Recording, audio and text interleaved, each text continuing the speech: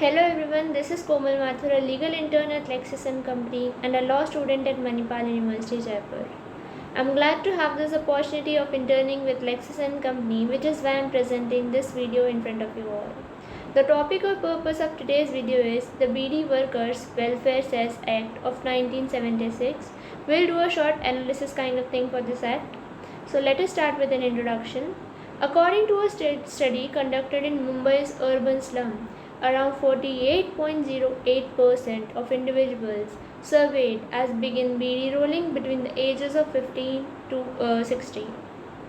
Two of them have started as at the young ages of 5-year old. Females as young as 30 years old may begin to bead. 50 ladies started making BDs because their families were interested in the companies.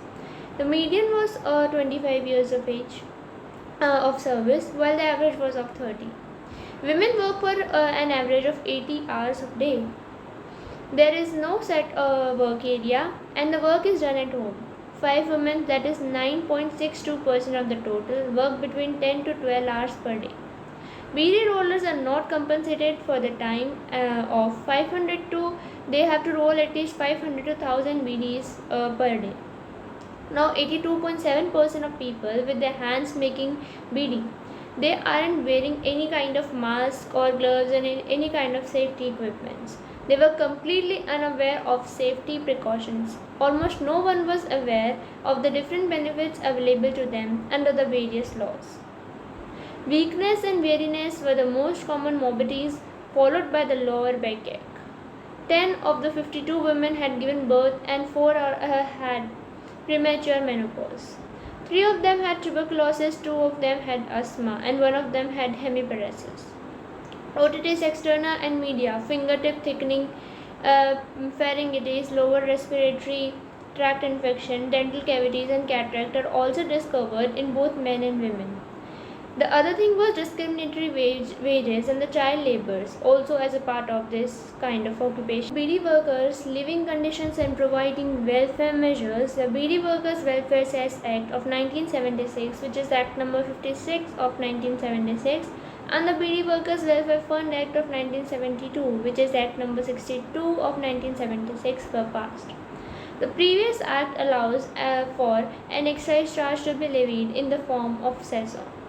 Now let us know about the aims and objectives of this act. The current welfare measures in the place to ameliorate the living conditions of these BD workers are inefficient. The BD or Cigar Employees Act of 1966 has limited scope, requiring just a few steps to improve BD or cigar employees. Working conditions in the industrial sites such as cleanliness, ventilation, first aid, canteen, working hours, weekly holidays, and so on. The Act does not allow for any medical, educational, recreational, or other type of facilities in the sphere of labor welfare. Mica, coal, iron, limestone, and dolomite mines have all have the statutory welfare funds, which are established under the Mica Labor Welfare Fund Act of 1946. The Coal Mines Labour Welfare Act of 1947, the Iron Ores Mine Labour Welfare Cess Act of 1972 respectively. Hence, it is proposed that a welfare fund to be established to provide benefits to the person who work in the BD establishments. It is suggested that an excise tax be levied on as a cess on any tobacco given to anyone from a warehouse for any purpose related to the production of BD. The excise duty on tobacco will be established at the rate of not more than 1 rupee per kilogram as determined by the central government from time to time. The excise duty, in addition to any tobacco cess or charge levied at the time under any other law in existence, the bill's primary goal is to achieve aforementioned objectives. Two acts, that is the BD Workers Welfare Cess Act 1976 and the BD Workforce Welfare Fund Act of 1976, were enacted to improve the living conditions and to give welfare measures to these BD workers. The previous act called for an excise charge of 1 rupee per kilogram of tobacco issued from warehouses to any person for manufacture of BDs to be levied as a cess. The cess was set at 25 paise per kilogram of tobacco issued from warehouse for the production of the BDs at first.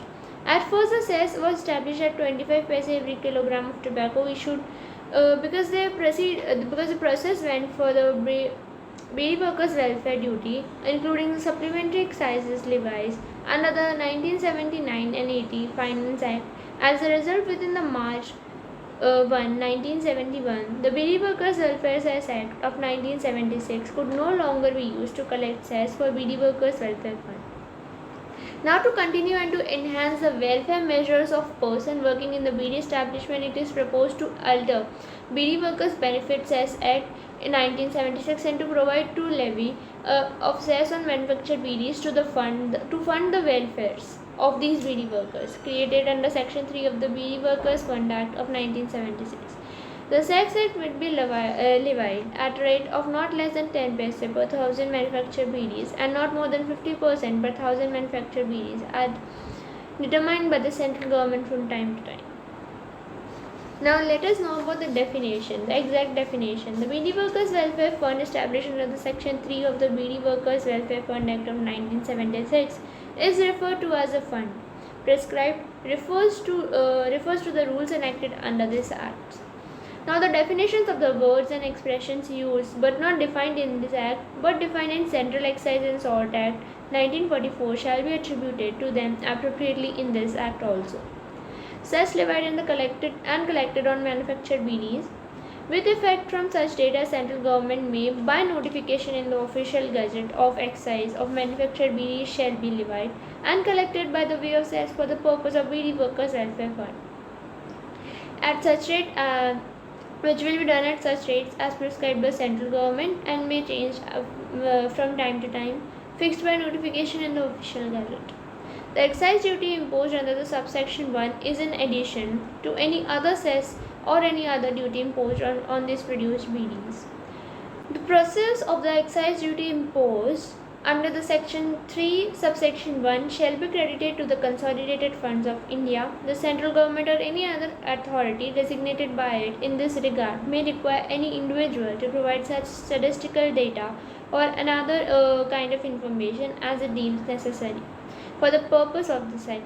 For anything done or intended to be done in good faith under this Act or the rules issued thereunder, no suit, prosecution or any other legal procedure shall fall against the central government or any other officer or other employee of the central government. Now at last, let us know about the authority to set rules under these Acts. The central government may make rules for carrying out the provisions of this Act by publishing them in official gazette. Such rules may in particular and without prejudice to the scope of the preceding power provide for the provisions of such statistical and other information as may be necessary to be supplied under Section 7 of the central government or any other authority designated by it in this regard by any person which is authorized by the government. Every rule made under this section must be laid before each House of Parliament as soon as possible after it is made for a total of 30 days, which may be divided into one session or two or more successive sessions, and if both House agrees in making any modification before the expiration of the session immediately following the session or the successive sessions aforementioned. The rule shall henceforth have only such modified effect or have no effect as the case may be, provided however that any such modification or annulment shall not affect the validity of anything done previously under the rule of the Act. That's it for today. Thank you. Have a nice day.